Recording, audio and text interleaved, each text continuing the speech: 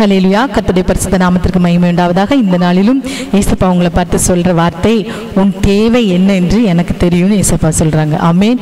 உங்களுக்கு என்ன தேவை என்பதை ஏசப்பா அறிந்திருக்கிறாங்களாம். அதற்கான வசனத்தை நீங்க பாருங்க. மத்தேயு 6வது அதிகாரம் 8வது வசனத்தில், உங்கள் பிதாவை நோக்கி நீங்கள் வேண்டிக் கொள்கிறதற்கு முன்னமே உங்களுக்கு இன்னது தேவை என்று அவர் அறிந்திருக்கிறார். ஆமென். நீங்க வேண்டிக் கொள்வதற்கு முன், நீங்க வேண்டிக் கொள்ளும்படி ஏசப்பாவுடைய சமூகத்தில் வந்து முழங்கால் படியிடுவதற்கு முன்னே ஏசப்பாவுக்கு என் பிள்ளைக்கு என்ன தேவை என்று சொல்லி அவர் அறிந்திருக்கிறாராம். ஆமென். ஆகவே உங்கள் தேவைகளை குறித்து நீங்க கவலைப்படாதீங்க. உங்கள் தேவை என்ன என்பது ஏசப்பாவுக்கு நல்லா தெரியும். நீங்க கேட்கறதுக்கு முன்னே தெரியும்னு ஏசப்பா சொல்லியிருக்காங்க. பாருங்க எவ்வளவு அருமையான வார்த்தை. இப்போ மனுஷங்கிட்ட ஒரு காரியத்தை நம்ம சொன்னா கூட சில நேரத்துல நம்ம சொல்லிட்டே இருப்போம், அவங்க காது கொடுத்து கேட்கவே மாட்டாங்க. நம்ம எல்லாம் சொல்லி முடிச்ச பிறகு என்ன சொன்னீங்கன்னு கேட்பாங்க. ஆனா ஏசப்பா பாருங்க, நீங்க சொல்றதுக்கு முன்னையே, நீங்க போய் முழங்கால் படியிடுறதுக்கு முன்னையே உங்களுக்கு என்ன தேவைன்னு ஏசப்பாவுக்கு தெரியுமா. ஆகவே நீங்க இந்த நாளில் அப்பேற்பட்ட ஒரு அன்பு தெய்வத்தை நாம் தெய்வமாய் கொண்டிருக்கிறோம். அதனால அவர் வானத்தையும் பூமி படைத்தவர், சர்வ வல்லமை உள்ளவர். ஆகவே எதை குறித்து நீங்க கவலைப்படாம என் தேவைகளை அவர் அறிந்திருக்கிறார் என்று சொல்லி நாம் அவருக்குள் நம்மை திடப்படுத்திக் கொள்ள வேண்டும். இந்த வார்த்தையை சொல்லி நாம ஸ்தோத்திரித்து ஜெபிக்கணும். ஏசப்பா என் தேவை நீர் அறிந்திருக்கிறார், அதற்காக ஸ்தோத்திரம் ஸ்தோத்திரம் என்று சொல்லி சொல்லும்போது இந்த வார்த்தையை நாம் பிடித்து கொண்டவர்களாய் நாம் ஜெபிக்கும் போது ஏசப்பா என்ன செய்வாங்க, இந்த வார்த்தையின்படி நம்முடைய தேவைகளை எல்லாம், இந்த நாளில் உங்களுடைய தேவைகளை எல்லாம் ஏசப்பா சந்திப்பாங்க. ஆமீன். இன்றைக்கு நீங்க அருமையான தேவனுடைய பிள்ளைகளை, நீங்க என்ன தேவைன்னு சொல்லி நீங்க தேடிட்டு இருக்கீங்க பாருங்க. அதெல்லாம் சில காரியங்கள் தான் உங்களுக்கு முக்கியமானது. ஆனா சில காரியங்கள் தேவையில்லாத குப்பைகளை தான் நீங்கள் நான் இன்றைக்கு நாம தேடிக்கொண்டு இருக்கிறோம். ஆமீன்.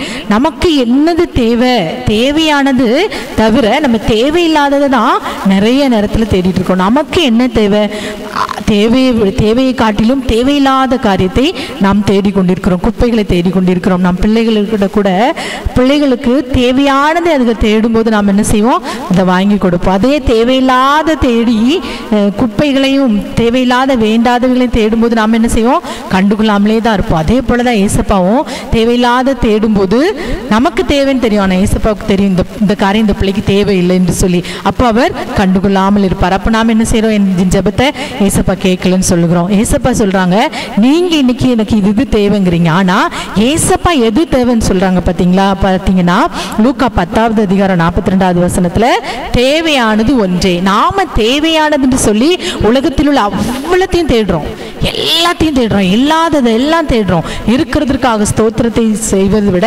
இல்லாத காரியத்தை ஃபுல்லும் தேடுறோம். ஆனா ஏசப்பாவுக்கு சொல்றாங்க தேவையானது ஒன்றுதான் சொல்றாங்க.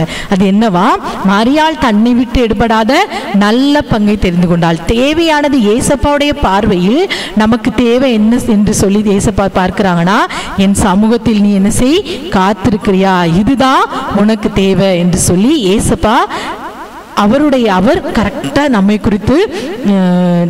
குறித்து அவருடைய காரியம் அதுதான். என் பிள்ளைக்கு தேவைன்னா இதுதான், அதுதான் நல்ல பங்கு. மீதி நம்ம தேடுறது எல்லாமே அழிந்து போகக்கூடியது. கர்த்தருடைய சமூகத்தில் நாம் தேடி நேரத்தை செலவழிக்கிறோம் பாருங்க, அது மட்டும்தான் நிலைத்திருக்கக்கூடியது. மீதி காரியங்களுக்காக நம்ம தேடுறது எல்லாமே ஒன்றுமே இல்லை. அது கடைசியில பார்த்தா டோட்டலா வேஸ்ட், நஷ்டம் தான். ஆனா கர்த்தருடைய சமூகத்தில் நாம் தேவையான அந்த நல்ல பங்கு, அவரை விட்டு ஈடுபடாத அந்த நல்ல பங்கு தான் அது 100க்கு 100 பலனை தரக்கூடியதாம். ஆனா நாம அந்த பூஜ்ஜியமாய் நஷ்டமாய் இருக்கக்கூடிய அந்த ஜீரோவா இருக்கு பாருங்க மற்ற தேவைகள் எல்லாம், அதுக்காக தான் நேரத்தையும் நாட்களையும் பொழுதுகளையும் நம்ம போக்கி கொண்டே இருக்கிறோம். 24 மணி நேரம் கூட சிலங்களுக்கு அவங்கவுங்க தேவையை பார்ப்பதற்கு பத்தாம இருக்கு. ஆனா ஏசப்பா சொல்றது தேவையானது இந்த ஒன்று தான், இது உனக்கு இருந்தாலே எல்லாவற்றையும் நீ சாதிக்கலாம் என்று சொல்லி ஏசப்பா இன்னைக்கு நம்மளை பார்த்து சொல்கிறாகவே தேவையில்லாத காரியத்திற்கு நாம் வீணாய் நம்மளுடைய எஃபோர்ட்டை போடுறதை விட தேவையான அந்த ஒன்றிற்காக நாம் கர்த்தருடைய சமூகத்தில் சில நேரங்கள், சில மணி நேரங்கள்,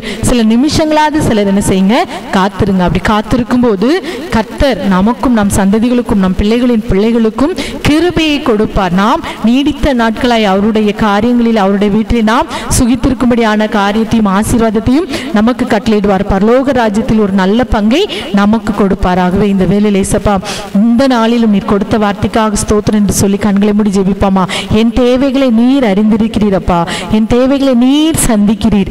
இன்றைக்கு நான் தேவையில்லாத குப்பைகளை தேடி தேடி ஓடாதபடி எனக்கு என்ன தேவை என்பதை நீர் அறிந்திருப்பதற்காக ஸ்தோத்திரம் அப்பா. நான் தேவையில்லாத காரியத்தை தேடி நேரத்தை கழிக்காதபடி தேவையான அந்த ஒன்றாகிய உம்முடைய பாதத்தில் இருந்து கொண்டு அந்த நல்ல பங்கை தெரிந்து கொள்ளக்கூடிய அந்த கிருபையை இந்த நாளில் எனக்கு தாங்க என்று சொல்லி நோடு ஜெபிக்கிற ஒவ்வொரு பிள்ளைகளுக்கும் இந்த பாக்கியத்தை நீர் கொடுத்து ஆசீர்வதிங்க, பலப்படுத்துங்க தகப்பனே.